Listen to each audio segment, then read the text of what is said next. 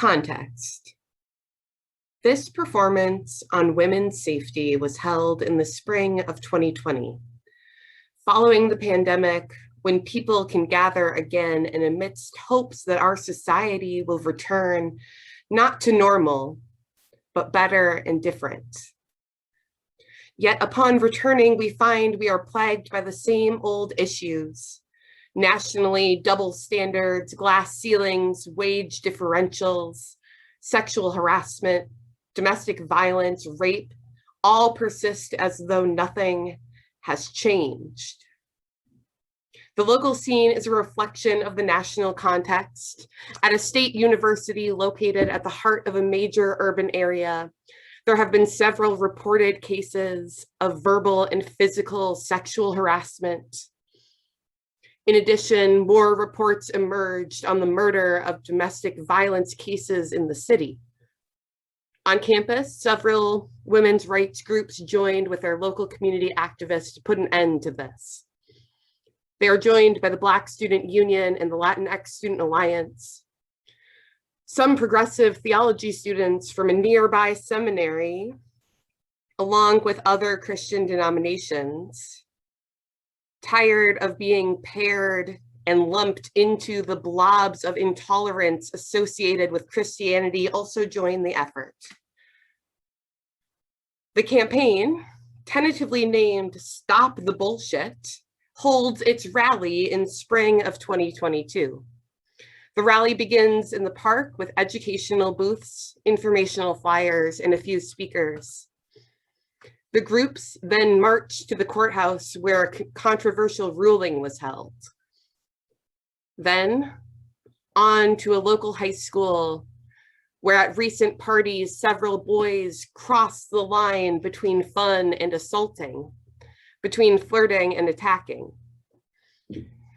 At the school, in front of a large crowd, including community members, college students, local churches, and others, the rally concludes with music from an all-women's jazz quartet, poetry by some of the female students, and a performance piece from the students at a local seminary.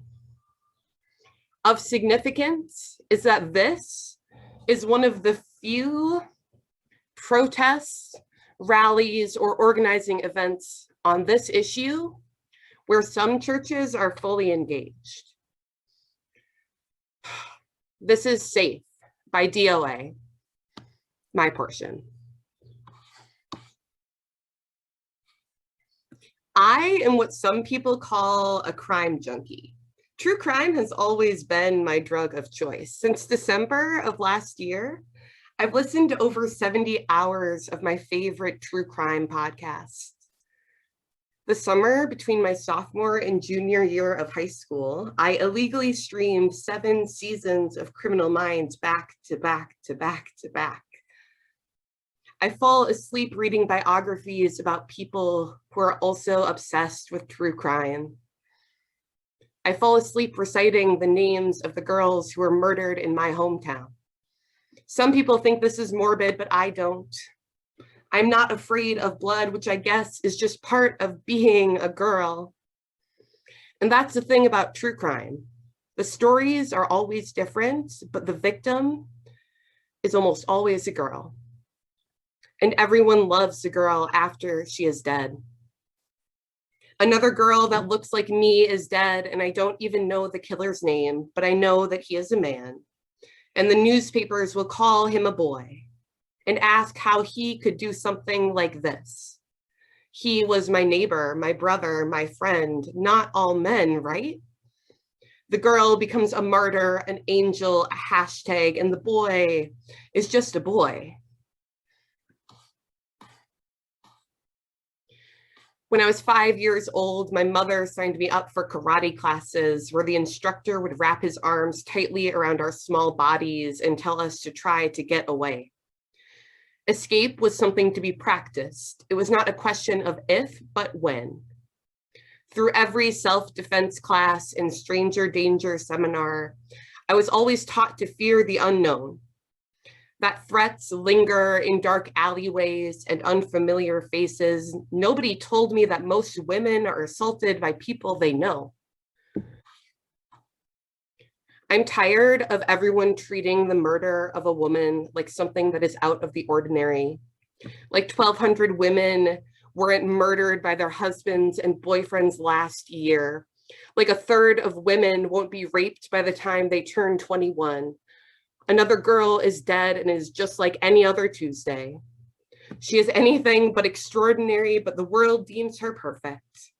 And dead turns into just another beauty standard tucked into the pages of next month's Cosmo. She orders a Cosmo at the bar, and it is pretty and pink like she is. She orders a Cosmo at the bar, and it is pretty and pink like she is. And she knocks back throats full of liquor, and her friends are with her, and they go to a party.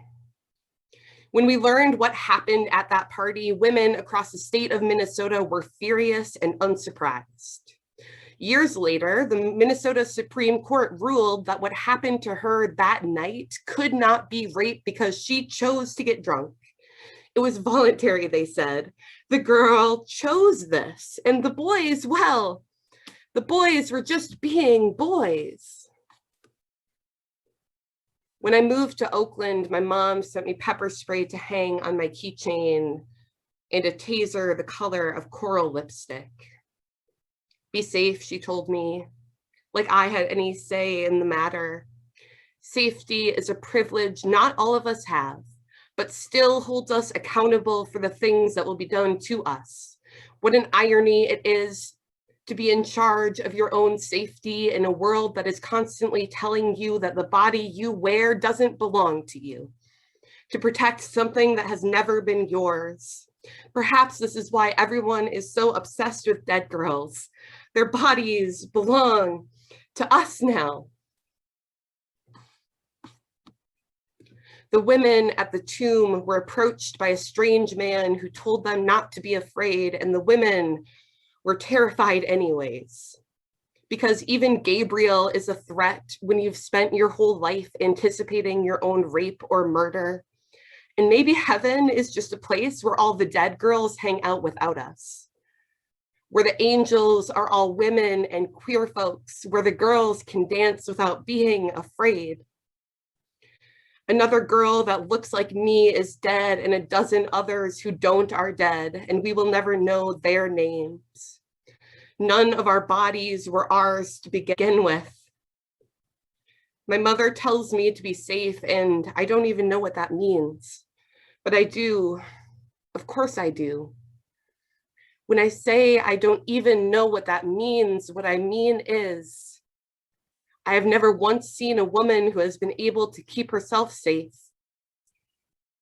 I mean that the knife I keep in my purse isn't big enough. I mean that it will never be enough.